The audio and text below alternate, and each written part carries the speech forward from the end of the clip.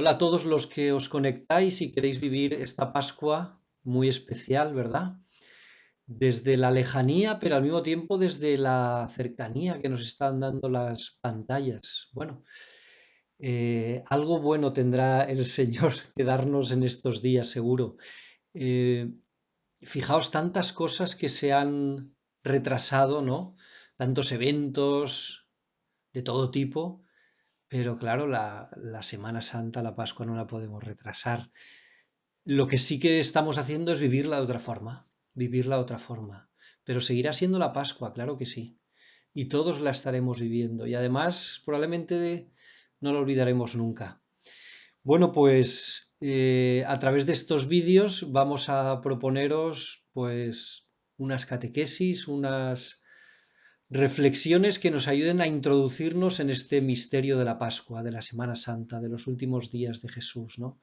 Digo reflexiones, pero intentaría que fuesen lo menos reflexiones posibles, porque en realidad la Semana Santa hay que vivirla tratando de acercarse a los mismos sentimientos de Jesús. Eso es la clave de la Semana Santa, no tanto una reflexión que venga un poco de la mente, de la cabeza, sino un entrar y acompañar a Jesús en este camino suyo de, pues, del final de sus días, ¿no? Hoy es Jueves Santo. Hoy la liturgia central, la celebración central es la cena del Señor, ¿no? Pero quisiera también deciros y quizás recordaros que hay una celebración previa también especial y muy bonita del Jueves Santo. Una Eucaristía que se suele vivir normalmente en las diócesis pues por la mañana, ¿no? Es la Eucaristía o la misa crismal. Es una celebración en la que el obispo de cada diócesis convoca a todos los sacerdotes de su diócesis porque el Jueves Santo, el día en que celebramos la Cena del Señor, pues un día especial para los sacerdotes, ¿no? Es la institución de ese sacramento que también es el sacerdocio ministerial, es decir, el servicio de, yo diría, de poner manos y voz a los gestos y palabras de Jesús. Ni más ni menos, es un servicio para la Iglesia. Pero en el fondo el sacerdote pues quiere representar en la Iglesia los gestos y las palabras de Jesús, ¿no? Que se han convertido para nosotros en sacramento. Bueno, pues en esta misa crismal, aparte de esa convocatoria a todos los sacerdotes, lo que se hace es bendecir los óleos, el aceite que después se utilizan en varios sacramentos. En el bautismo, por ejemplo, se utiliza el óleo, el crisma, en las confirmaciones también y en la unción de los enfermos.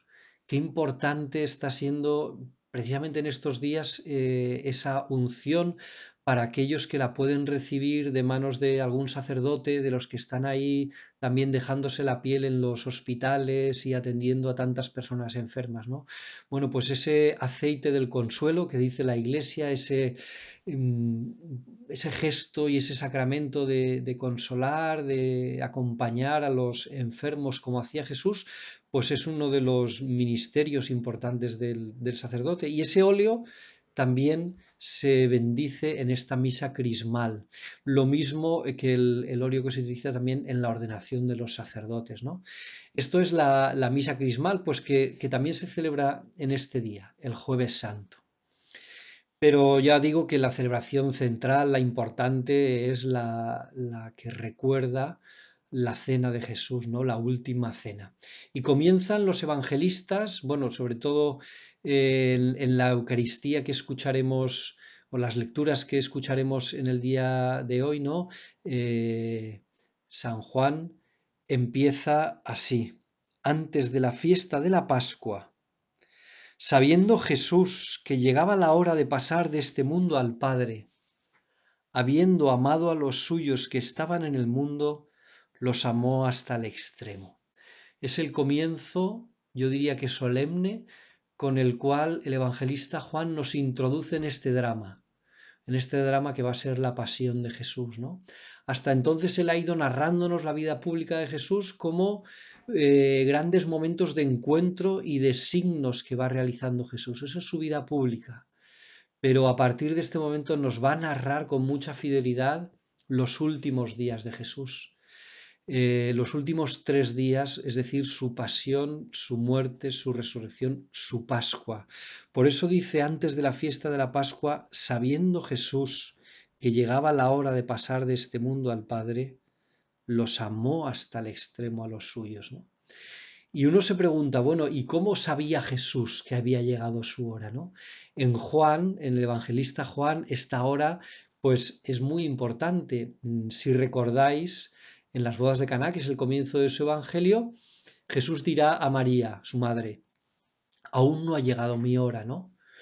Él era consciente que todavía no era su momento y María de alguna forma acelera ese momento y esa hora, pero Jesús es consciente de que aún no ha llegado su hora. En cambio ahora sí, ahora sabe que ha llegado su hora, ¿no? Bueno, y uno se preguntará, ¿es adivino Jesús? Claro, es que los profetas, claro, es que él es el Hijo de Dios y lo saben todo, lo sabía todo, ¿no? El futuro lo podía adivinar, etcétera. Si pensamos así, hay algo de la humanidad de Jesús que la estamos olvidando. Porque nuestra fe afirma con rotundidad que Jesús es verdadero hombre y verdadero Dios también, ¿no? Y como hombre verdadero, pues conoce el futuro lo mismo que tú y que yo, ¿no? Lo que pasa es que también como hombre verdadero no es tonto y intuye y sabe cómo de alguna forma los acontecimientos que que él está viviendo, le van llevando poco a poco, le van metiendo en un túnel pues del cual no va a salir. Hay varios acontecimientos en la vida de Jesús que de alguna forma le van sentenciando. Pero yo quisiera resaltar dos como los más cercanos a esta pasión, ¿no? Y que los hemos vivido o hemos escuchado, ¿no? A lo largo de esta cuaresma. Un primer acontecimiento es justo en el Domingo de Ramos, el día en que entra Jesús solemnemente en Jerusalén. Toda Jerusalén recibía a los peregrinos con una gran alegría y a Jesús, el profeta que viene de Galilea, pues le reciben y le aclaman como Mesías, ¿no? Él viene entrando montado en el borrico y bueno, pues le aclaman, le acantan, los niños gritan ese hosana al Hijo de David. Y Jesús, en ese momento, dice el Evangelio que se dirige al templo y va a realizar algo pues que va a ser en cierto modo ya su condena, ¿no?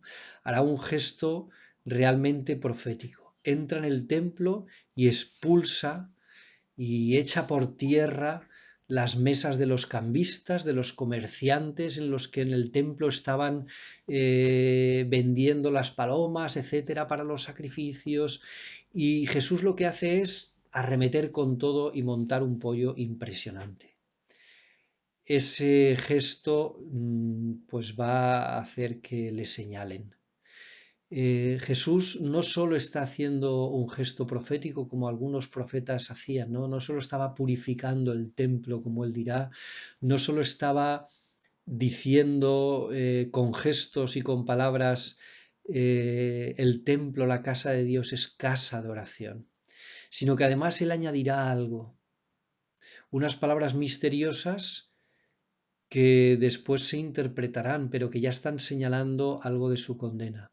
Destruid este templo y yo lo levantaré en 3 días. Y dice el evangelista que hablaba del templo de su cuerpo, ¿no?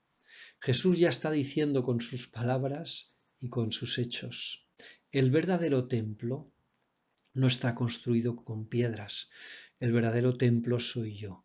Y a partir de ahora a Dios se le da culto a través de Jesús, por medio de Jesús, ¿no?